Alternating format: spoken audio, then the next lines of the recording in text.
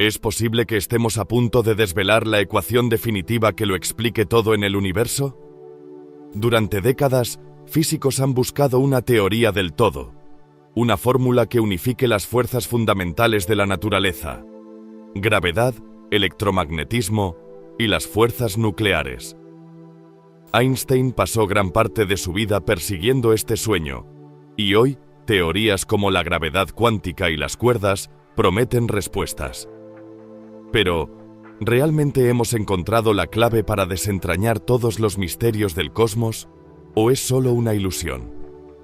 Descubrir la teoría del todo cambiaría la ciencia para siempre, y nos permitiría entender los secretos más profundos del universo. Desde el origen de los agujeros negros hasta el nacimiento del universo mismo.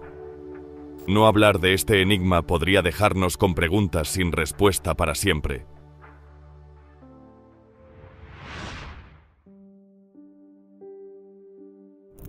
Wolfgang Pauli fue uno de los físicos más brillantes de su tiempo, pero también era despiadado en sus críticas. Feliz de usar su considerable ingenio para destrozar ideas o teorías que consideraba deficientes, solía firmar sus cartas con el título Die Geisel Gottes, alemán para El azote de Dios. Pero quizás lo más famoso es que una vez respondió solemnemente al artículo serio de un joven físico con un simple pero brutal epíteto: que el trabajo en cuestión era ni siquiera está equivocado. Aunque no todas las ideas tienen un Pauli que las destruya, la mayoría de las teorías científicas terminan muertas y olvidadas.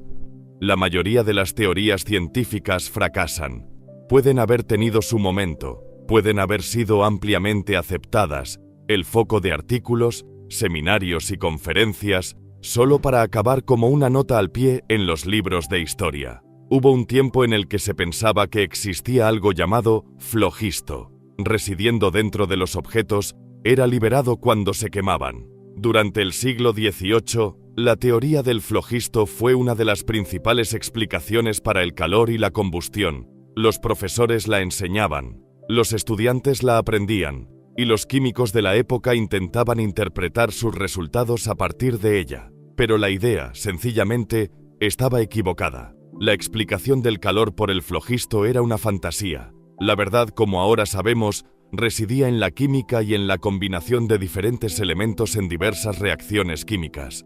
En algún lugar, en algún momento de la historia, murió el último creyente en la teoría del flogisto sobre el calor. A mediados del siglo XX, había dos ideas competidoras para comprender el origen de la materia del universo. Una era la teoría del Big Bang, la idea de que el cosmos alguna vez fue extremadamente pequeño, denso y caliente, y luego se expandió hasta convertirse en las vastas estructuras cósmicas que observamos hoy. Pero había otra teoría competidora, la llamada teoría del estado estacionario, en la que la materia se creaba constantemente para sostener el universo, de modo que permaneciera a gran escala, eternamente igual. En algún momento, la teoría del estado estacionario fue una de las ideas más discutidas en astrofísica y cosmología. Incluso Einstein tenía interés en ella. Pero con el tiempo, las pruebas se acumularon a favor del Big Bang, y con el descubrimiento de cuásares extremadamente poderosos a distancias cosmológicas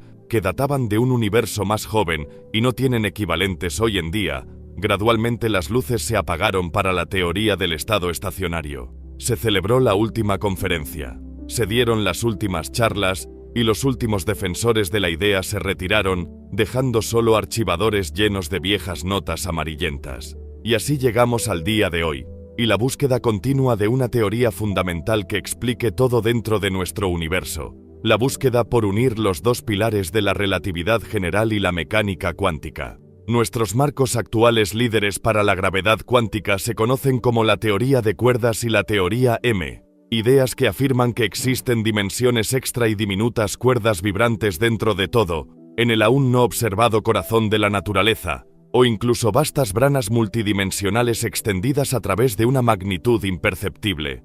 Muchísimos físicos y matemáticos están trabajando en estas ideas de vanguardia.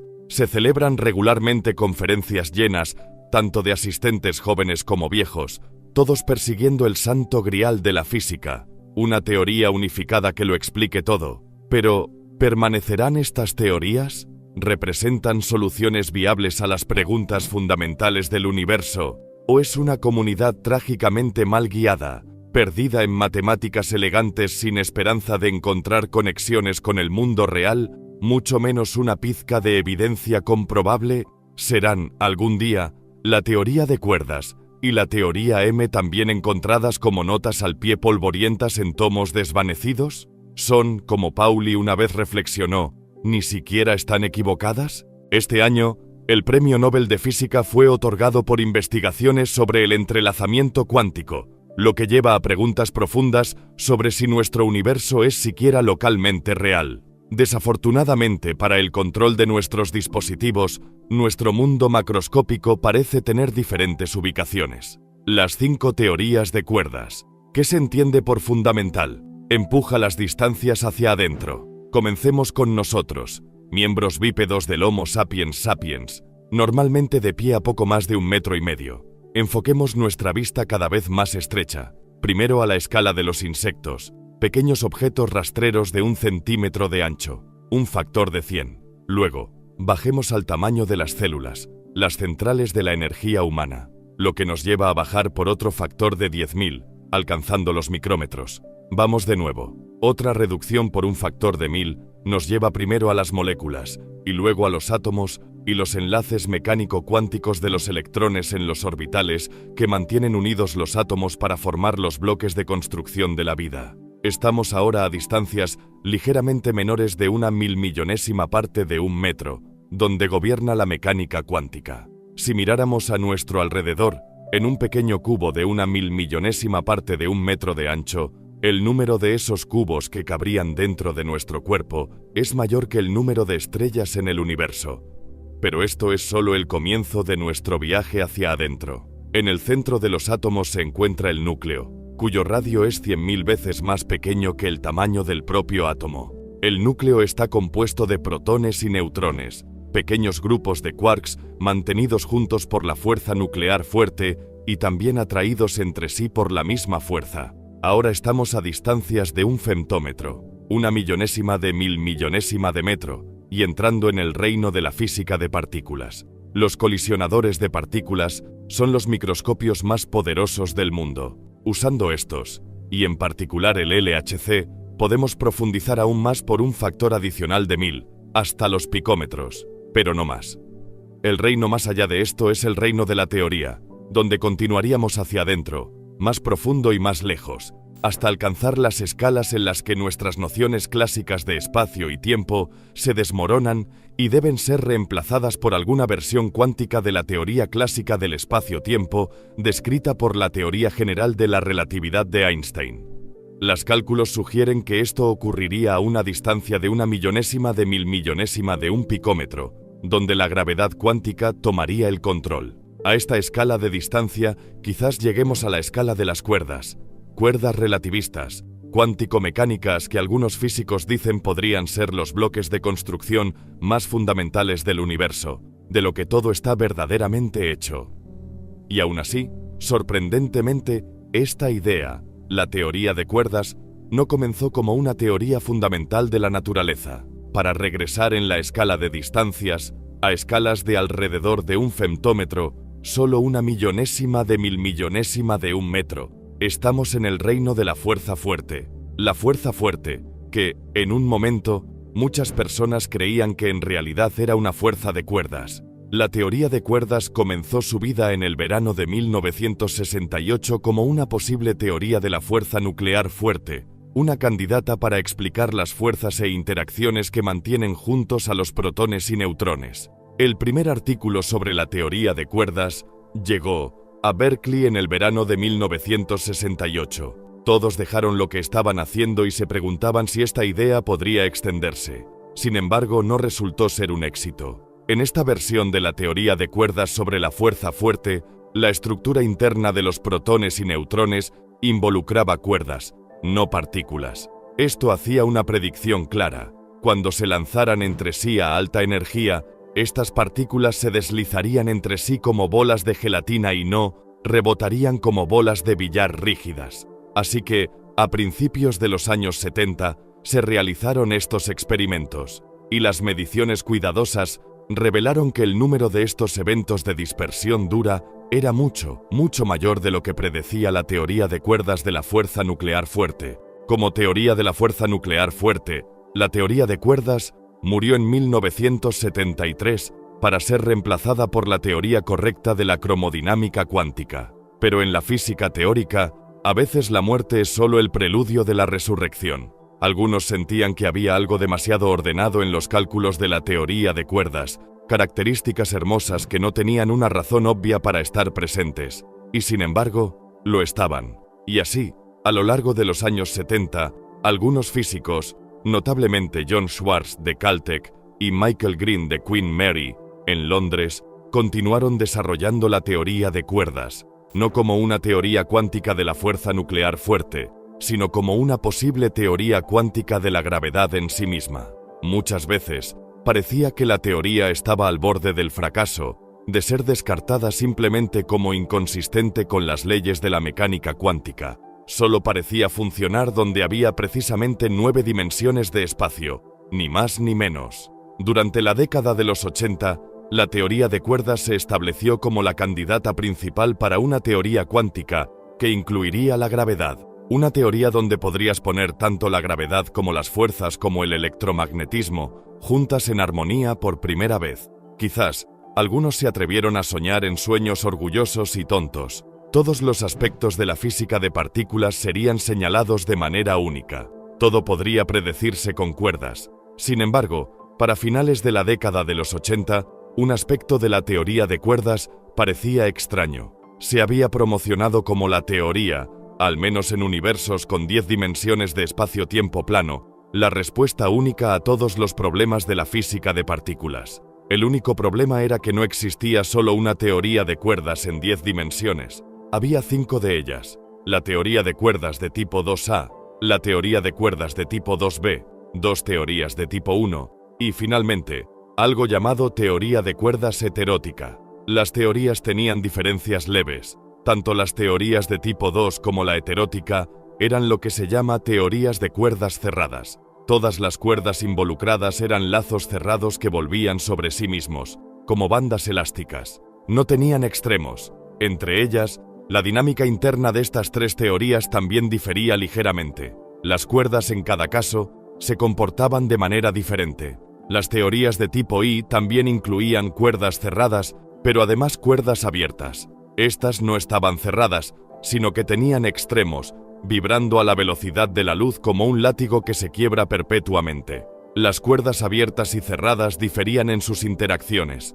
Mientras que las cuerdas cerradas se comportaban más como la gravedad, las cuerdas abiertas se comportaban como una generalización de las fuerzas electromagnética, débil y fuerte. Y entonces, 5. 5 no es un número grande. Sin embargo, planteaba un enigma. 5 no es 1. Para cualquier físico ambicioso, posiblemente arrogante, que esperara que la teoría de cuerdas fuera la teoría única, incluso 2 habrían sido uno demasiado. Dada la existencia de 5 teorías consistentes, ¿qué distinguía a una de estas 5 teorías, en lugar de cualquiera de las otras, como la elegida? La presencia de 5 teorías distintas no implicaba que cada teoría solo tuviera una solución. De la misma manera que nuestra teoría ordinaria de la gravedad contiene como solución tanto una roca solitaria volando por el espacio como las complejidades completas de nuestro sistema solar, con satélites orbitando lunas, orbitando planetas, orbitando el Sol, cada una de estas 5 teorías de cuerdas admitía muchas soluciones diferentes para sus ecuaciones. Puede que solo haya habido 5 posibles conjuntos de ecuaciones fundamentales, pero el número de soluciones era efectivamente ilimitado. Sin embargo, en términos de las ecuaciones fundamentales, parecían haber 5 opciones, y 5 no es lo mismo que 1. Una teoría para gobernarlas a todas, M-Theory. En una antigua parábola india, un elefante deambula por un pueblo, donde un grupo de hombres ciegos están sentados. Los ciegos pueden oír a la bestia y deciden que necesitan tocarla para tener una idea de qué es. Uno pone su mano en la trompa, la rodea y la palpa. Lo sé, Drenia. El ser es un tipo de serpiente. Otro hombre toca una de las patas del elefante y siente cuán grandes y fuertes son. No, dice, Esto es un tipo de tronco de árbol que camina. Un tercer hombre encuentra su mano en el colmillo. Duro, largo y afilado. Ustedes están equivocados, dice. Esto es una máquina de guerra móvil. Cada uno podía sentir una parte del animal, pero ninguno de ellos podía ver al mega animal coherente que es el elefante. Vista desde hoy, los físicos de los años 80 estudiando 5 teorías de cuerdas son como los habitantes ciegos del pueblo tocando al elefante. Y eso se debe a que hoy pensamos en cada una de estas 5 teorías como límites diferentes, límites distintos de un solo objeto subyacente, uno más profundo y más misterioso. No un elefante, sino la teoría M. Y si la M significa misterio, magia o algo más, se ha dejado abierto a la interpretación. Por supuesto, la idea de que las 5 teorías de cuerdas, similares pero diferentes, eran en realidad aspectos de un solo todo, habría parecido extraña y sorprendente. Eso es, hasta que Edward Witten habló en la conferencia de cuerdas de 1995. Edward Witten es el físico que casi no fue. Ampliamente considerado como el físico matemático más destacado de su generación, su título de pregrado era en Historia. Después de asistir brevemente en la campaña presidencial de McGovern en 1968, decidió que su principal interés estaba en las ciencias. Todavía inseguro de si sería capaz de ponerse al día, inicialmente solicitó estudios de posgrado en economía. Afortunadamente, Princeton vio a través del fondo para detectar el talento innato, y lo aceptó como estudiante de posgrado en física teórica. La física teórica y las matemáticas puras son 2 temas divididos por un lenguaje común. Aunque ambos usan una notación similar, sus formas de pensar y estándares de rigor son muy diferentes. Para un matemático, los físicos son frustrantemente descuidados, con una incapacidad fundamental para dar definiciones precisas. Para los físicos, los matemáticos están tan obsesionados con el rigor y la prueba de resultados que son obvios, que nunca pueden abordar problemas que realmente importan.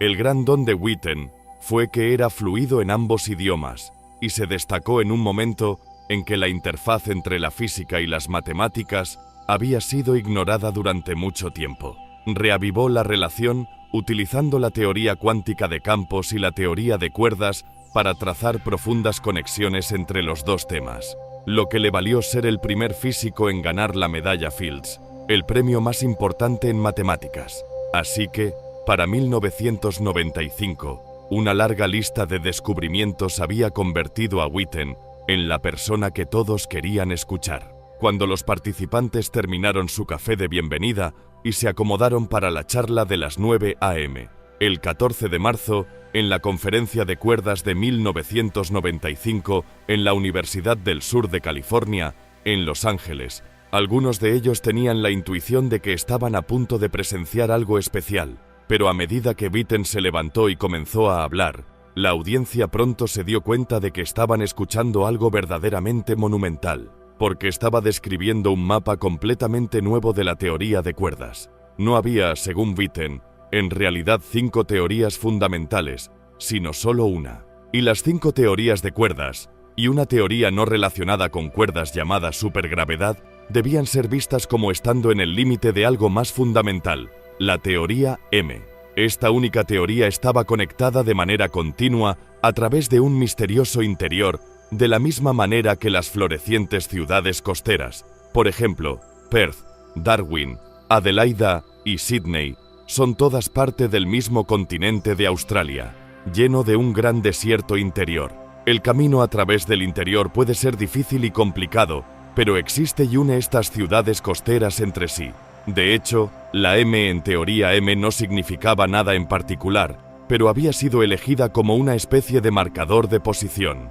La palabra que comienza con M se elegiría en el futuro, cuando se revelara más sobre la teoría. Lo que es más, dijo Witten, la teoría M tenía 11 dimensiones, no 10, y los objetos fundamentales de esta teoría en 11 dimensiones ya no eran cuerdas, sino un objeto misterioso tomado de la supergravedad, la sexta teoría. Los objetos fundamentales de la teoría M eran branas, más específicamente M-branas. Estas eran objetos extendidos que se estiraban a través de más de una dimensión espacial. Cuando algunas de estas dimensiones espaciales se volvían muy pequeñas, las branas podían envolverlas y parecerse a cuerdas, y en estas situaciones La teoría en 11 dimensiones podría, en la práctica, describirse como una teoría de cuerdas. Así que durante 10 años, los teóricos de cuerdas habían estado trabajando obsesivamente en una teoría de cuerdas, en la teoría de cuerdas como la imagen fundamental propuesta de la naturaleza. Y ahora, la figura intelectual más dominante en el tema estaba diciendo que no eran las cuerdas, sino más bien los objetos de dimensiones superiores llamados branas, lo que realmente importaba. Pero, ¿qué eran estas misteriosas branas? ¿Y cómo podemos visualizarlas? Comienza con una cuerda, un objeto unidimensional bajo tensión, una cuerda de violín, un alambre, un hilo largo. En esencia, las cuerdas de la teoría de cuerdas son simplemente objetos unidimensionales extendidos, y toda la física de la teoría de cuerdas fluye del estudio de las teorías relativistas y cuánticas de objetos unidimensionales extendidos, moviéndose y oscilando en su camino cuántico relativista a través del espacio.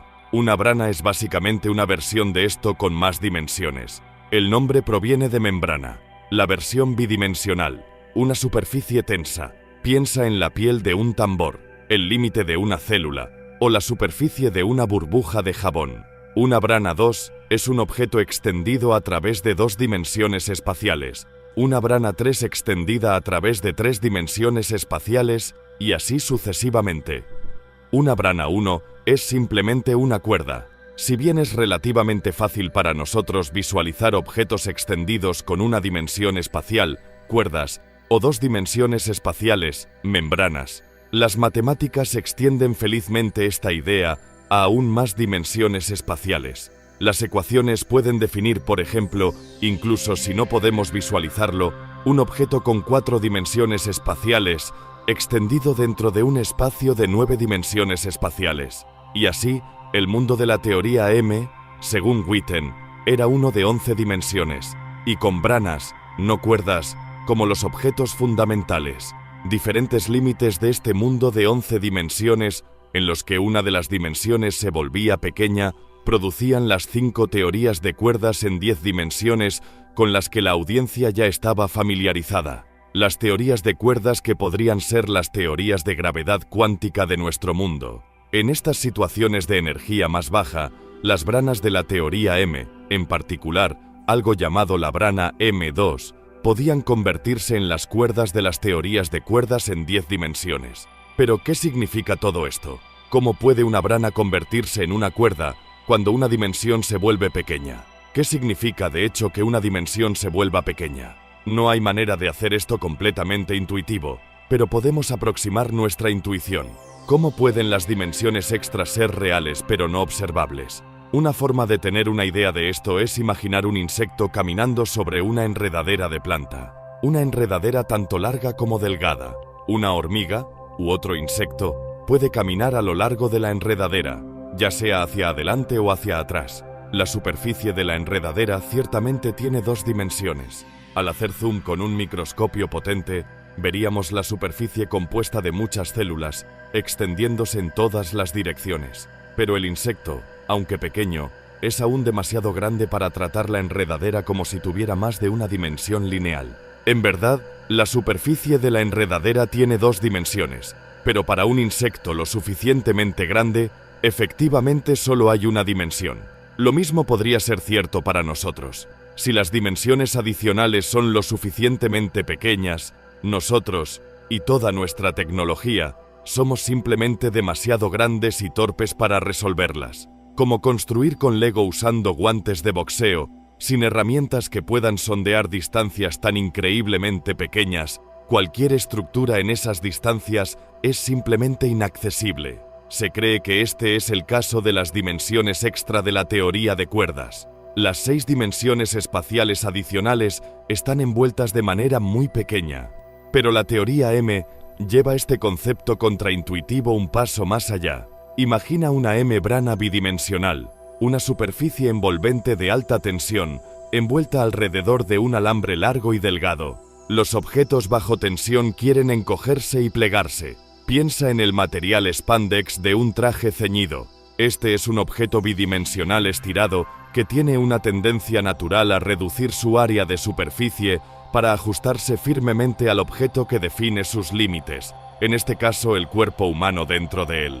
Y así, la tensión extrema de la brana la encoge y se enrolla alrededor del alambre, convirtiéndose efectivamente en un objeto unidimensional. Y gran parte de la conexión entre la teoría M y la teoría de cuerdas se basa en esta idea: branas que se enrollan alrededor de dimensiones pequeñas, convirtiéndose así en objetos de dimensiones inferiores, objetos que, en la teoría de cuerdas, constituirían a nivel fundamental el mundo que experimentamos, donde una de las 11 dimensiones de la teoría M se volvía muy pequeña, mucho más pequeña que cualquiera de las otras dimensiones. Las cuerdas unidimensionales de la teoría de cuerdas emergían de las verdaderamente fundamentales branas bidimensionales de la teoría M, llamadas M2 branas, en parte al envolverse alrededor de la pequeña dimensión extra undécima, convirtiéndose así en objetos unidimensionales. De hecho, las 5 teorías de cuerdas emergieron como varios límites de la teoría M, en 11 dimensiones con una dimensión pequeña. Nuestro universo existiría hipotéticamente en uno de los límites de baja energía de esta misteriosa teoría M, un mundo de cuerdas nacido de envolver branas de dimensiones superiores alrededor de minúsculas dimensiones adicionales. Y así, en esa mañana californiana de 1995, apareció una nueva visión de la teoría de cuerdas, una en la que incluso las cuerdas mismas no eran objetos fundamentales, ya que surgían de otro objeto aún más fundamental, una brana M. Matemáticamente, esto fue notable. Pero, ¿qué significaba para la realidad? ¿Podrían las branas de la teoría M hacer predicciones reales sobre nuestro mundo del Big Bang caliente, un universo en expansión lleno de majestuosas galaxias? Cosmología de branas. Cuando miras de cerca la superficie de un estanque, a veces puedes ver insectos posados allí, zapateros o nadadores de espalda. Se deslizan por la superficie, aparentemente ajenos a las profundidades debajo o a las grandes alturas por encima. Para estos insectos, parece que la superficie del agua es su hogar y están confinados a ella, separados del gran volumen superior e inferior. Quizás, se preguntan algunos científicos, lo mismo podría ser cierto para nosotros. Así como los insectos en la superficie del estanque en el espacio tridimensional, lo mismo podría aplicarse a nosotros, viviendo en una brana incrustada en un espacio de dimensiones superiores. Así como existen las branas M bidimensionales fundamentales, la teoría M también predice la existencia de branas M de 5 dimensiones. Cuando se envuelven alrededor de la pequeña undécima dimensión adicional de la teoría M y una de las pequeñas dimensiones de la teoría de cuerdas, algunos físicos han especulado que estas branas de 5 dimensiones podrían volverse tridimensionales, lo suficientemente grandes como para llenar un universo. Quizás, estos físicos han especulado, vivimos en una de estas branas, incrustada en un espacio de dimensiones superiores, y las fuerzas electromagnética, débil y fuerte que constituyen el modelo estándar de la física de partículas, son fluctuaciones que se extienden a lo largo de la brana, confinadas a su superficie. Así como las ondas de tensión están confinadas a la superficie de un estanque, las ondas de tensión en una brana estarían confinadas a la superficie de esta brana tridimensional. Sin embargo, si esto fuera cierto, la única excepción sería la gravedad. Parece que la gravedad es la más universal de las fuerzas, y se deduce de las ecuaciones que la gravedad no está, y nunca puede estar, confinada a la superficie de una brana. Sus líneas de fuerza se extienden no solo dentro de la brana, sino también fuera de ella.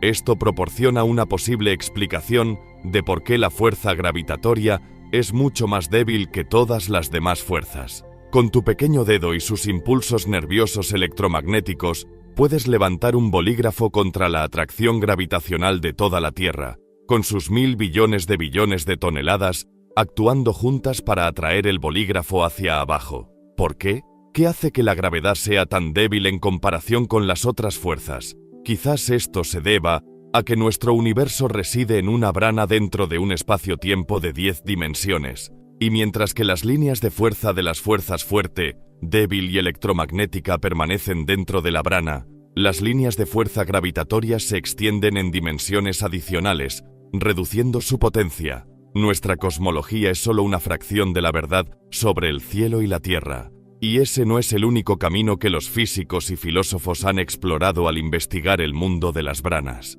Las branas y la posibilidad de dos branas en colisión también aparecen en escenarios cosmológicos sobre el universo primitivo.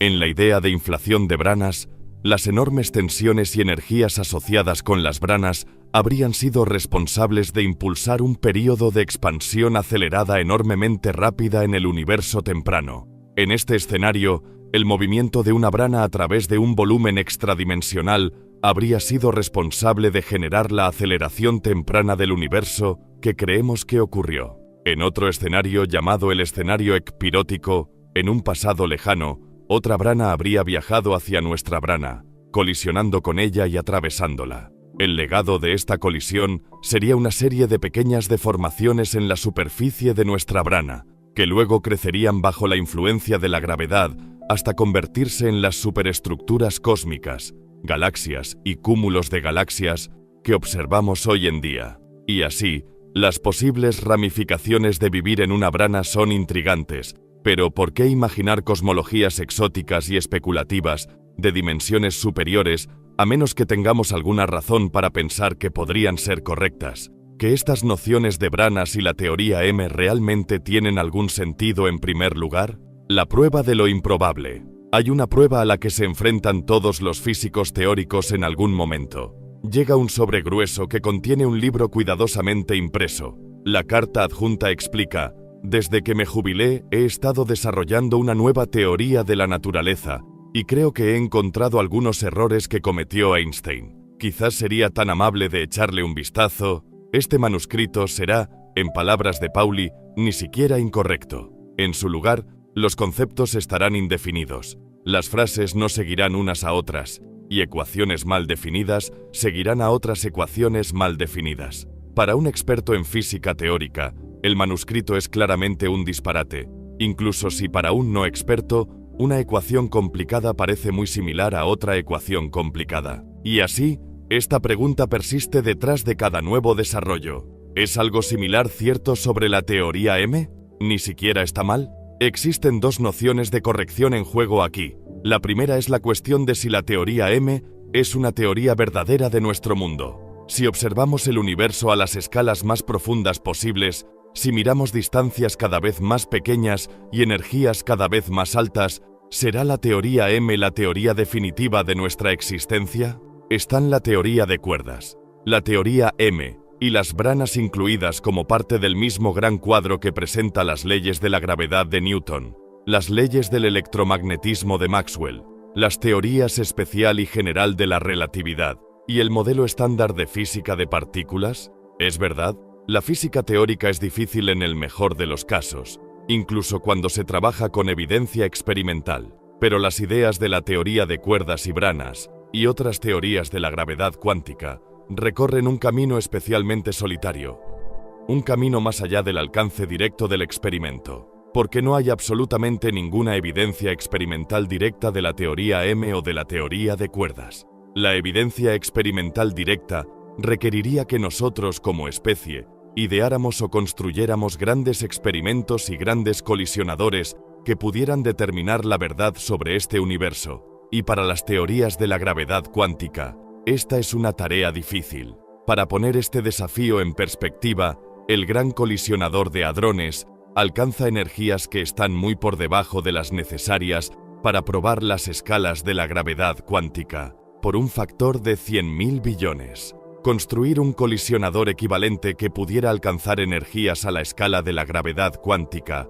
usando la misma tecnología, sería inútil incluso si rodeara todo el ecuador de la Tierra. En su lugar, se necesitaría un colisionador circular similar alrededor del Sol entre Mercurio y Venus, lo cual no sucederá en un futuro próximo. Pero hay una segunda noción de corrección, que sigue siendo difícil de alcanzar pero no tanto como un colisionador que abarque el sistema solar. Esta es la noción de corrección matemática, de consistencia interna. ¿Cómo probamos que nuestras ecuaciones realmente tienen sentido? En principio, uno podría pensar que esta pregunta se responde fácilmente leyendo los trabajos de alguien. Simplemente ve y verifica si lo que dicen tiene sentido. Pero en la práctica, no es tan sencillo. Entender las nuevas ideas de otra persona lleva tiempo. ¿Cómo podemos distinguir una idea incorrecta de una que simplemente no hemos comprendido aún? O, alternativamente, ¿cómo podemos estar seguros de que una idea o teoría es internamente consistente? Y entonces, por encima de todo, en ausencia de cualquier dato experimental, o incluso de la posibilidad de obtenerlo, ¿cómo podemos probar si las branas, las dimensiones ocultas y la teoría M son correctas o incorrectas? ¿Representa la teoría M un ejemplo fresco de la brutal crítica de Pauli, una madriguera de conejo ni siquiera incorrecta, un pozo sin fondo de ecuaciones elegantes, o hay otra manera de abordar esto? Probar lo improbable. A corta distancia de la ciudad que nunca duerme, Nueva York, se encuentra la tranquila ciudad universitaria de Princeton, y al borde de este famoso campus se halla el Instituto de Estudios Avanzados, aislado entre los bosques. Los profesores del instituto no necesitan enseñar a los estudiantes de pregrado ni asistir a clases prácticas para mostrar a estudiantes torpes cómo usar un osciloscopio. En su lugar, se les paga para que piensen en ideas profundas.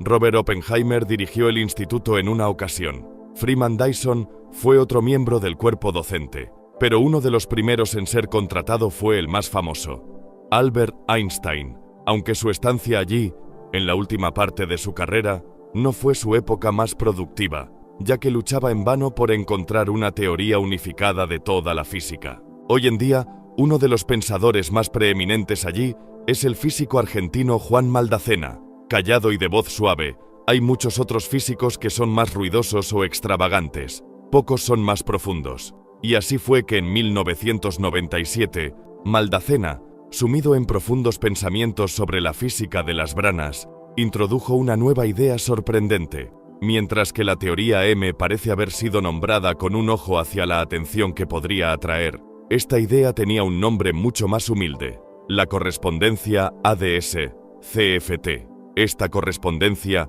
es probablemente la idea teórica más importante que ha surgido de la teoría de cuerdas en los últimos 30 años, porque conduce a una reevaluación profunda de lo que significa la gravedad y también de lo que significa una dimensión del espacio. La visión notable de Maldacena había surgido de pensar en cómo se vería la física para un observador hipotético que se moviera extremadamente cerca de una brana. Maldacena argumentó que había dos formas posibles de pensar sobre esto.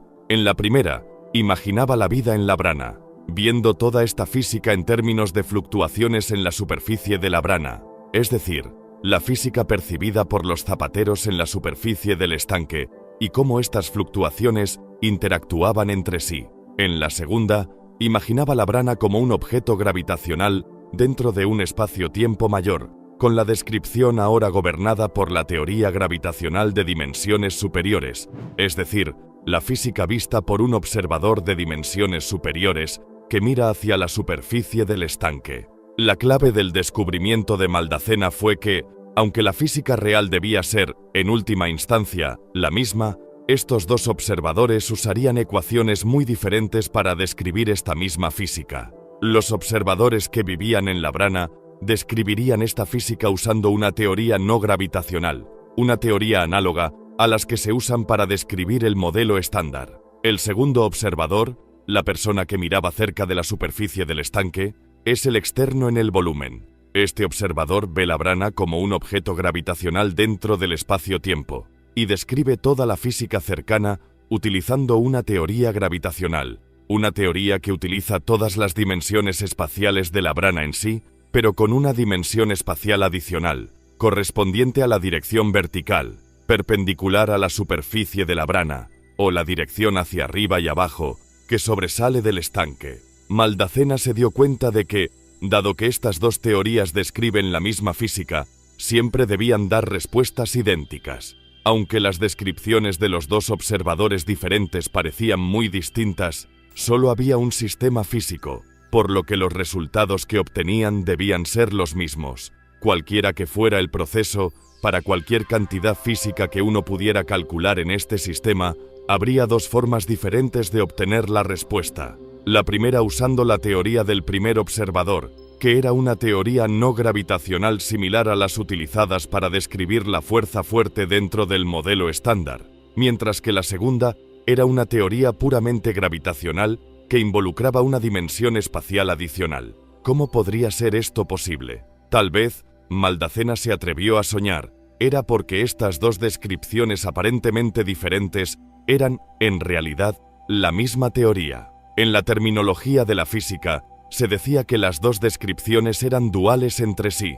Cualquier cálculo que pudieras hacer en una, también podrías hacerlo en la otra. Famosamente, la piedra Rosetta permitió descifrar los jeroglíficos egipcios mediante el conocimiento de que la información en la piedra era la misma en los tres idiomas utilizados.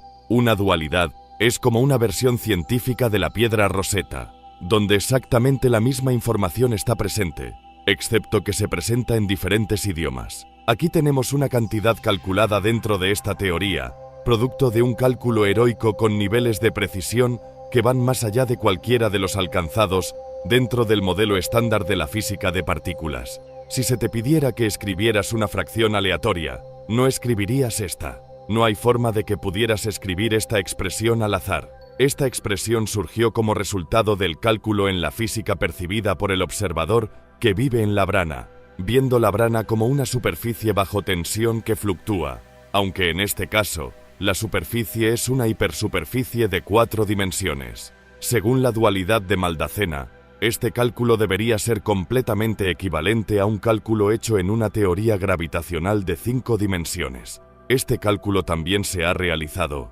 y es exactamente el mismo. Toda la complicada estructura del primer cálculo, trabajado en la teoría de 4 dimensiones para aquellos que viven en la brana, es reproducido por el segundo cálculo, hecho en una gravedad de 5 dimensiones que ve la brana como un objeto gravitacional dentro de un espacio-tiempo de dimensiones superiores. Pero, ¿qué significa todo esto? Para entenderlo, debemos entender algo sobre una propiedad general de las teorías cuánticas. Algunas teorías son más cuánticas que otras. Para algunas descripciones de la física clásica funciona extremadamente bien. Para describir cómo la gravedad afecta a una pelota lanzada al aire, no necesitamos usar la mecánica cuántica. Aunque los efectos cuánticos están presentes, son tan increíblemente pequeños que podemos ignorarlos por completo. Cerca de una singularidad de un agujero negro, los efectos cuánticos pueden importar en la gravedad, pero para la mayoría de los propósitos son diminutos. Para otras teorías, la naturaleza cuántica del sistema es crucial para todo. Para los físicos que intentan comprender los detalles de la fuerza fuerte dentro del modelo estándar de la física de partículas, los efectos cuánticos siempre son grandes. Y aquí estaba la sorpresa. Una característica clave de la dualidad de Maldacena era la equivalencia, la misma, entre una teoría gravitacional en 5 dimensiones y una teoría no gravitacional en 4 dimensiones. Era una afirmación sorprendente que inicialmente parecía a los físicos como un completo disparate. ¿Una teoría gravitacional en 5 dimensiones siendo la misma que una teoría no gravitacional en 4 dimensiones? No tenía sentido, pero este era el punto clave. El hecho de que a primera vista la afirmación parecía absurda y evidentemente equivocada, es lo que hacía su verdad tan profunda.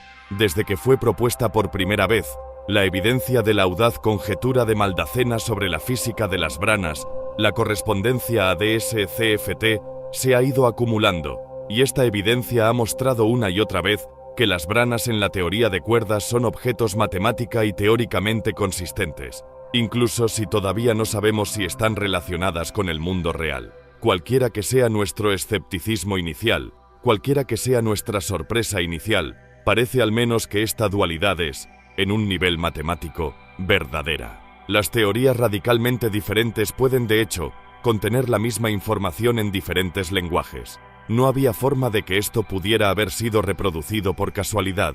Claramente, manifiestamente, había una estructura más profunda, una estructura coherente más profunda, que explicaba estas conexiones matemáticas. Puntos de partida muy diferentes, cálculos muy diferentes, pero, en última instancia, el mismo resultado. Y lo más importante para nuestra comprensión del mundo, esto solo podría suceder si las branas de la teoría de cuerdas fueran objetos reales y consistentes. Por supuesto, si la teoría M es, en última instancia, la teoría consistente de nuestro mundo, aún no lo sabemos.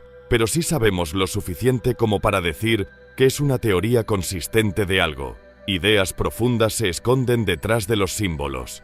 El espacio, la frontera final, no tanto en el mundo de la física, pero conducirá el impulso por penetrar en las partes más fundamentales de la física a través de átomos, núcleos, partículas subatómicas y el modelo estándar hasta el misterioso reino de la gravedad cuántica, a la tan ansiada frontera final.